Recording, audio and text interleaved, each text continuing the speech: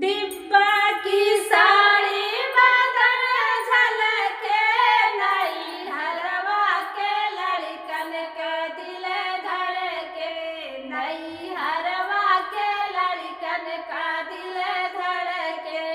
अरे डिब्बा की साड़ी बदन झलके, नई हरवा के लड़कन का दिल धड़के, नई हरवा के लड़कन का दिल धड़के। सड़िया पहिरी मई बागों में गईली, बागों में गईली हो, बागों में गईले। सड़िया पहिरी मई बागों में गईले, बागों में गईले हो, बागों में गईले। अरे मलिया बेचारे लग धड़के, नई हरवा के लड़कन के दिल धड़के, नई हरवा के लड़कन का दिल धड़के। सड़िया पहिरी मई कुआना पे गईले, सड़ना पे गईले हो, कुआना पे गईले। सड़िया पहिरी मई कुआना पे गईले, कुआना पे गईली हो, कुआना पे गईली।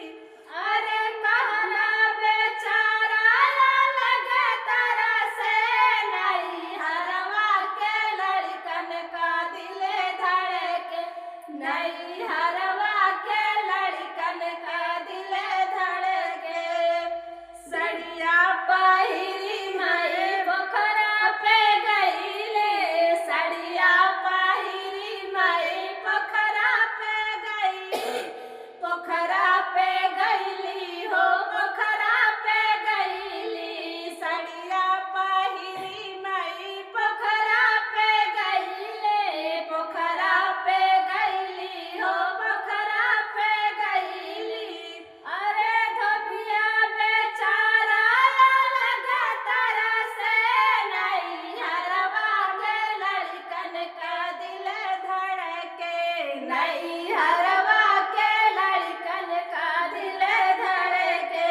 सड़िया पहिरी मई महलों पे गईली, महलों पे गईली हो, महलों पे गईली। सड़िया पहिरी मई महलों पे गईली, महलों पे गईली हो, महलों पे गईली।